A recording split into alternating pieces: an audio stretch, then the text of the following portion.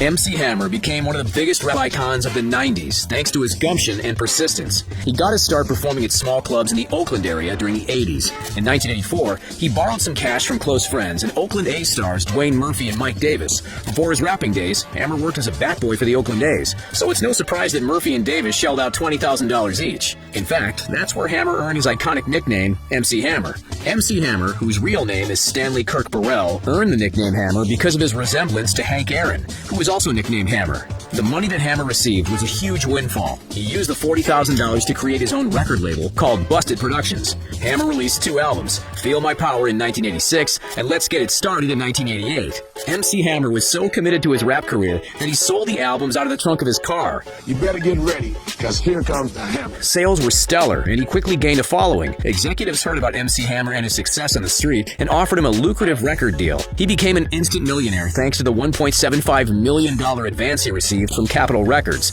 MC Hammer soon skyrocketed to success. His 1990 album, Please Hammer Don't Hurt Him, has sold more than 18 million copies to date and is still one of the best-selling rap albums of all time. MC Hammer has sold more than 50 million albums during his career, and he managed to earn $33 million in 1991 alone.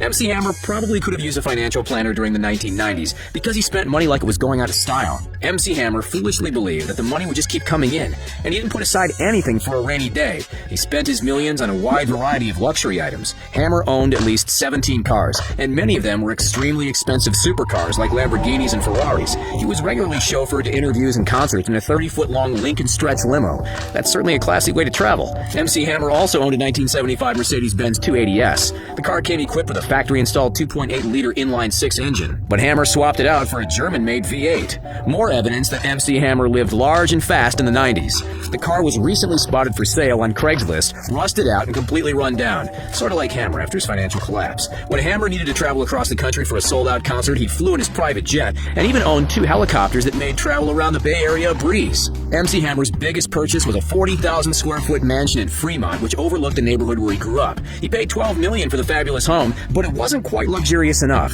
Hammer then proceeded to spend an additional $30 million on renovations. By the time the costly redo was complete, it was quite obvious the mansion was owned by Hammer. The gold-plated front gates were plastered with his catchphrase, Hammer Time, and he even had an outdoor pool installed on the property that was shaped like his iconic parachute pants. Weirdo. Hammer clearly thought he was a king rather than a one-hit wonder, because he adorned the estate with marble statues of himself.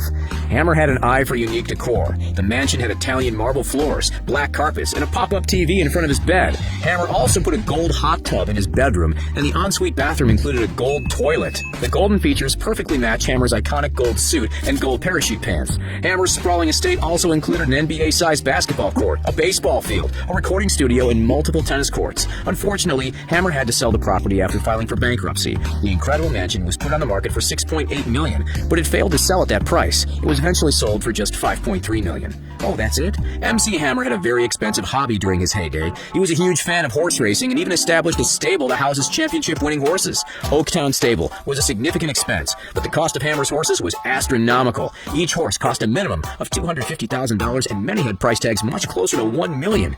His horse dance floor cost about $1 million. Not surprising, considering the colt placed third at the 1992 Kentucky Derby. MC Hammer's horse Light Light won the Kentucky Oaks in 1991 and was estimated to be worth $1,231,596. Thoroughbred horse racing brought MC Hammer a lot of joy, but it also cost him a significant amount of money. MC Hammer's biggest recurring expense by far was his 200-person entourage. Hammer regularly paid his staff $500,000 per month, and sometimes even more. He was happy to hand out bonuses to his friends and family, which made the cost of his entourage skyrocket. Hammer occasionally spent as much as $1 million per month to maintain his entourage. MC Hammer never managed to get his spending under control, and he soon found himself $14 million in debt. The hits stopped coming, and Hammer's style of catchy pop rap was losing its luster. Music fans were more interested in gangster rap than MC Hammer's brand of wholesome hip-hop. He couldn't manage to recreate the success he found early on in his career, and his record sales tumbled significantly. He wasn't bringing in the money, and debt just kept getting bigger. In April 1996, Hammer filed for bankruptcy in California. In the filing, he listed over 200 creditors, including former NFL player Deion Sanders, who had reportedly loaned Hammer $500,000. Hammer was forced to sell all his assets, many at a huge loss. Losing so much was tough for MC Hammer, but his problems didn't end there. In 2011, the IRS went after MC Hammer for $758,100. $113 in unpaid taxes between 1996 and 1997. Hammer also owed the state of California another $550,197 in back taxes. He also reportedly owed Alameda County over $230,000 in back taxes. Hammer was convinced he didn't owe money to the IRS and took the case to court. "Don't get too excited, I paid them already and kept my receipt," he wrote on Twitter. However, the district court disagreed and Hammer had to pay up. Tax problems like Hammer's are fairly common in Hollywood. Making exorbitant amounts of money often leads to excessive spending, and some celebs forget to put aside money for tax season.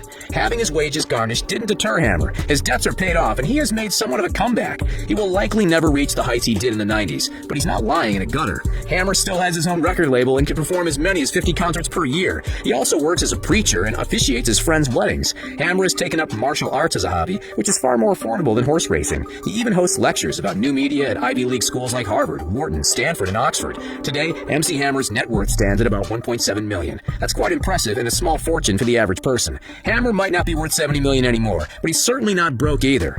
Here's a fun fact. Did you know that MC Hammer has an avid interest in Silicon Valley? He spends a lot of time investing in tech companies and even owns a small stake in Twitter. He also has a passion for developing iPad apps. Hammer co-founded DanceJam.com and managed to raise $4.5 million in equity funding for the startup.